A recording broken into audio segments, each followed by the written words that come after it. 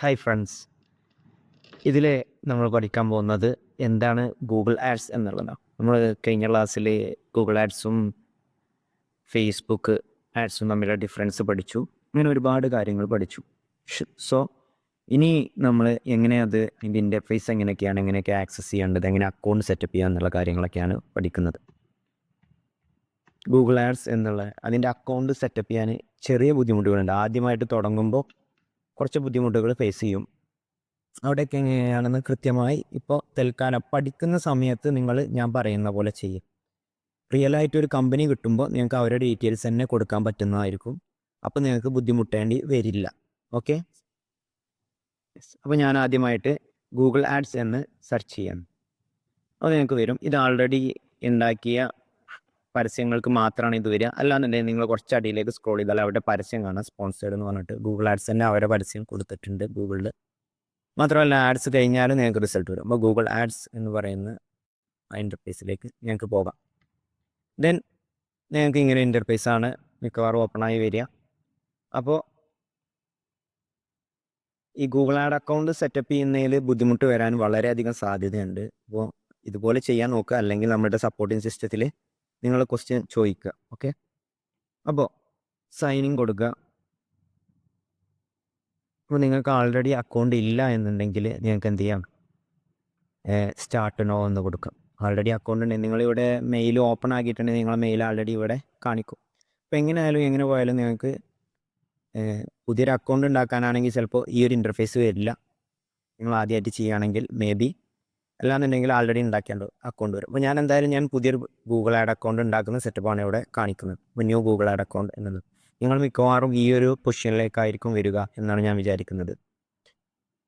ഏതിലേക്ക് വന്നാലും നിങ്ങളത് ചൂസ് ചെയ്യാം. ഓക്കെ, അപ്പോൾ നിങ്ങൾ ഇങ്ങനെ ഫസ്റ്റ് ഒരു സ്റ്റെപ്പിലേക്ക് എത്തും. സോ ഇവിടെ നിങ്ങൾക്ക് ക്രിയേറ്റ് ഫസ്റ്റ് ക്യാമ്പയിൻ എന്ന് പറഞ്ഞിട്ടാണ് വന്നിട്ടുള്ളത്. അപ്പോൾ ഞാനിവിടെ ക്രിയേറ്റ് ഫസ്റ്റ് ക്യാമ്പയിൻ എന്ന് കൊടുത്തു. എന്നിട്ട് ഒരു ജസ്റ്റ് ഓൺലൈൻ ക്ലാസ്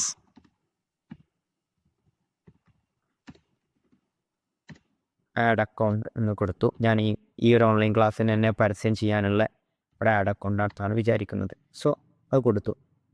അല്ലാന്നുണ്ടെങ്കിൽ നിങ്ങൾക്ക് ഏത് സ്ഥാപനം, നിങ്ങൾ ഏതെങ്കിലും ഒരു സ്പെസിഫിക് കമ്പനിക്ക് വേണ്ടിയിട്ടാണ് ഈ അക്കൗണ്ട് ക്രിയേറ്റ് ചെയ്യുന്നതെങ്കിൽ അവരുടെ വെബ്സൈറ്റും അവരുടെ ഇതുമാണ് കൊടുക്കേണ്ടത്. ഇപ്പോൾ ഇനിയല്ല, ട്രാസി ഡിജിറ്റൽ അക്കാദമി, നമ്മുടെ അക്കാദമിക്കാണെങ്കിൽ ഇവിടെ ട്രാസി ഡിജിറ്റൽ അക്കാദമി എന്ന് കൊടുത്തു. നമ്മുടെ അക്കാദമിക്കാണ് ഉണ്ടാക്കുന്നത്. നിങ്ങൾ ഏതെങ്കിലും പ്രൊഡക്റ്റിനാണ്, ആ കമ്പനിയുടെ പേരാണ് ഇവിടെ കൊടുക്കാറുള്ളത്. ബിസിനസ് നെയിം എന്ന് ചോദിച്ചിട്ടുണ്ട്. ഓക്കെ, ദെൻ നമ്മളുടെ വെബ്സൈറ്റ് കൊടുക്കുക, അല്ലെങ്കിൽ ഫോൺ നമ്പർ കൊടുക്കാം, ഏതും കൊടുക്കാം. ഓക്കെ, ഞാനിപ്പോൾ തൽക്കാലം നമ്മളുടെ വെബ്സൈറ്റ് കൊടുക്കണം, trazi.in. ഓക്കെ, എന്നിട്ട് നെക്സ്റ്റ് അടിയാണ്.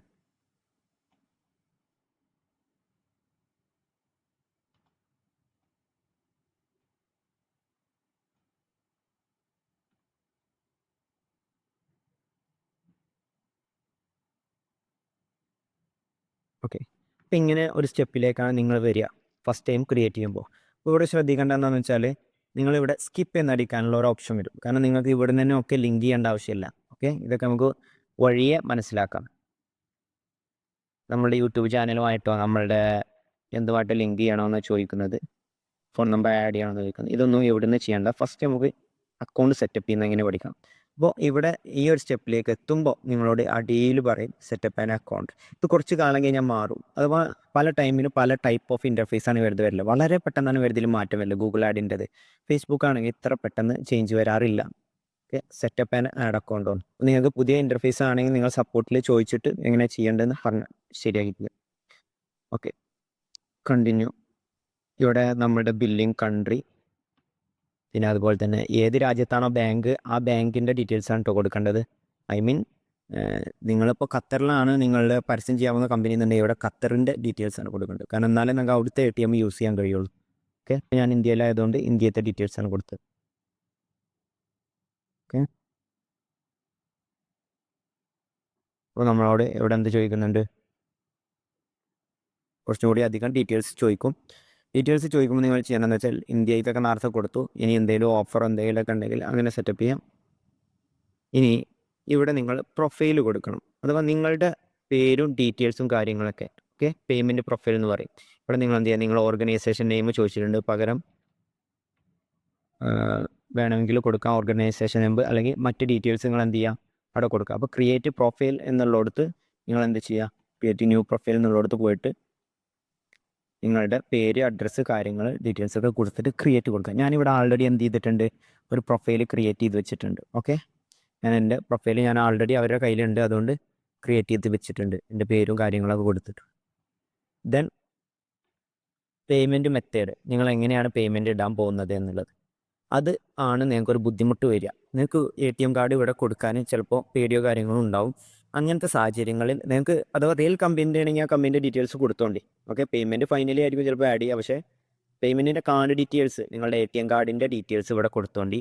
ATM കാർഡിൻ്റെ ഡീറ്റെയിൽസ് എങ്ങനെ കൊടുക്കുക എന്നുള്ളത് ജസ്റ്റ് അതിമത്തെ ഇവിടെ ചോദിച്ച ഓരോ കാര്യങ്ങളും, അഥവാ ആ ATM കാർഡ് എടുക്കുക, അതിൻ്റെ ഫ്രണ്ട് സൈഡിലുള്ള നമ്പറുകൾ കൊടുക്കുക, ബാക്ക് സൈഡിലുള്ള നമ്പറുകൾ കൊടുക്കുക.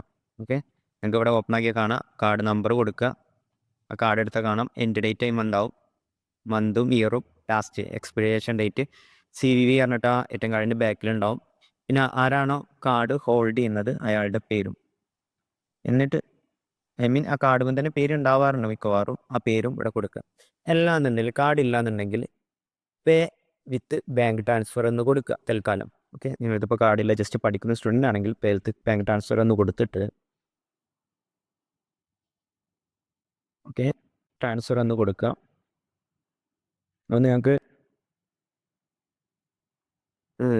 പിന്നെ ഈ ഒരു ചേഞ്ച് കൊടുത്താൽ കുറച്ചുകൂടി ഓപ്ഷൻസ് നെക്സ്റ്റ് പേജിൽ വരും, ഇവിടെ എഴുതിയിട്ടുണ്ട്. അപ്പോൾ ആ ഡീറ്റെയിൽസ് വരും.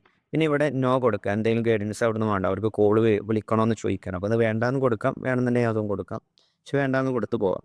കാരണം ഇംഗ്ലീഷിലാണ് പൊതുവേ അവരുടെ സപ്പോർട്ട് ഉണ്ടാവാറ്. ഇപ്പോൾ നിങ്ങൾക്ക് കണ്ടോ, ഈ അക്കൗണ്ടിലേക്ക് പൈസ ഇടാനാണ് അവർ പറയുന്നത്. അപ്പോൾ നമ്മളത് പൈസ ഇട്ടോളാന്ന് പറഞ്ഞിട്ട് നമ്മൾ ഇതാക്കുന്നു. അപ്പോൾ നിങ്ങൾക്ക് പേയ്മെൻറ്റ് ഇടേണ്ട ആവശ്യമില്ല, ഇടുമ്പോഴേ റൺ ആവുള്ളൂ. അപ്പോൾ ജസ്റ്റ് പ്രിൻ്റ് കൊടുക്കണ്ട, കംപ്ലീറ്റ് എന്ന് കൊടുക്കാം. ഓക്കെ, ദെൻ നിങ്ങൾ എന്തായി, നിങ്ങളുടെ ആഡ് അക്കൗണ്ട് ഇവിടെ ഫുള്ളി ഇതായിട്ടുണ്ട്. അപ്പോൾ എക്സ്പ്ലോർ യുവർ ആഡ് അക്കൗണ്ട് എന്നുള്ള ഇതിലേക്ക് പോവാം. ഇതാണ് നിങ്ങളുടെ പുതിയ ഗൂഗിൾ ആഡ് അക്കൗണ്ടിൻ്റെ സെറ്റപ്പ്.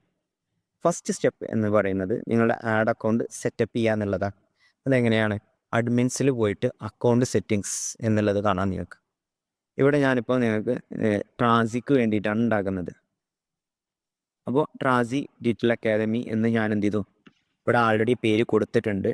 ഇൻ കേസ് ഇനി കൊടുത്തത് ഇതെല്ലാം മാറ്റണമെന്നുണ്ടെങ്കിൽ ഇവിടെ വന്നാൽ മതി, അഥവാ അഡ്മിൻസിൽ അക്കൗണ്ട് സെറ്റിങ്സ് എന്നുള്ളിടത്ത് പോയിട്ട് അക്കൗണ്ടിനെ സേവ് കൊടുത്താൽ ഈ ആഡ് അക്കൗണ്ട് ഇവിടെ വന്നിട്ടുണ്ടാവും. ഓക്കെ, ഇവിടെ ഒരുപാട് ആഡ് അക്കൗണ്ട് ഉണ്ട്, ഓരോന്നിനും ഈ ഇവിടെ കൊടുത്ത പേരുകളാണ് ഇവിടെ കാണിക്കുക. അപ്പോൾ നിങ്ങൾ കൃത്യമായി കൊടുത്താലേ ഫ്യൂച്ചറിൽ ഇത് ഏത് ആഡിൻ്റെ അക്കൗണ്ടാണെന്നുള്ളത് നിങ്ങൾക്ക് മനസ്സിലാവുള്ളൂ. ഓക്കെ, അപ്പോൾ ട്രാസി ഡിജിറ്റൽ അക്കാദമി ഞാൻ അക്കൗണ്ടിന് കൊടുത്തു, അക്കൗണ്ട് ആക്റ്റീവ് ആണ്. ഓക്കെ, ഈ അക്കൗണ്ട് കളയണമെങ്കിൽ ക്യാൻസൽ മൈ അക്കൗണ്ട് എന്നാണ് കൊടുക്കുക. ഓക്കെ, ദെൻ ഇത്രയാണ് ഇവിടെ നിങ്ങൾ നോക്കാനുള്ളത്. അപ്പോൾ അഡ്മിൻസിൽ വന്നാൽ ഞങ്ങൾക്ക് അക്കൗണ്ട് സെറ്റപ്പ് കിട്ടും. മാക്സിമം ലാപ്ടോപ്പിൽ തന്നെ ഇത് ചെയ്യാൻ ശ്രമിക്കുക കേട്ടോ. ആക്സസ് ആൻഡ് സെക്യൂരിറ്റി എന്നുള്ളത് നിങ്ങൾക്ക് നിങ്ങളുടെ അക്കൗണ്ട്, ഇനി ഗൂഗിൾ ആഡ് അക്കൗണ്ട് നിങ്ങളുടെ സ്റ്റാഫിനോ മറ്റുള്ളവർക്കോ കൊടുക്കണമെങ്കിൽ ഇങ്ങനെയാണ് കൊടുക്കേണ്ടത്. നിങ്ങളൊരിക്കലും ആ മെയിൽ കൊടുക്കരുത്. കൊടുത്തിട്ടൊരു പ്രശ്നമില്ല, ഇത്ര ഇൻട്രസ്റ്റഡ് പേഴ്സൺ ആണെങ്കിൽ കൊടുക്കാം. എങ്കിലും എല്ലാവരും സജസ്റ്റ് ചെയ്യുന്നത് നിങ്ങൾക്ക്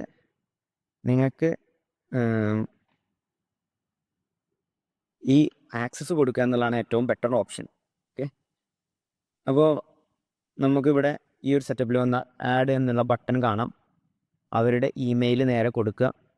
ഓക്കെ, ഇമെയിൽ നേരെ കൊടുത്തതിന് ശേഷം നിങ്ങൾക്ക്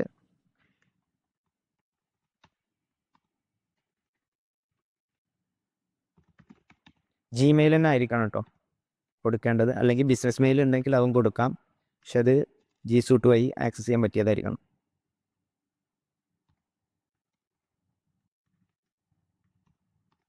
ഞാൻ എൻ്റെ തന്നെ മറ്റൊരു ബിസിനസ് മെയിൽ കൊടുക്കാനുണ്ട്.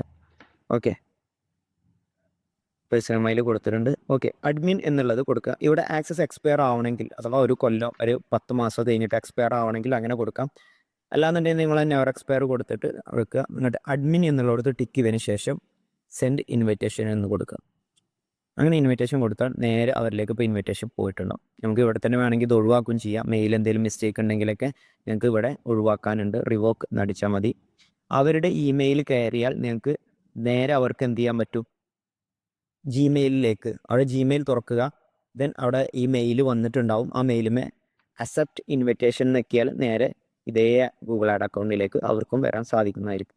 ഓക്കെ, അപ്പോൾ ഇത്രയാണ് ഇത്. ഇനി ഇതിൻ്റെ ഇൻ്റർഫേസ് ഒന്ന് മനസ്സിലാക്കാം നമുക്ക്.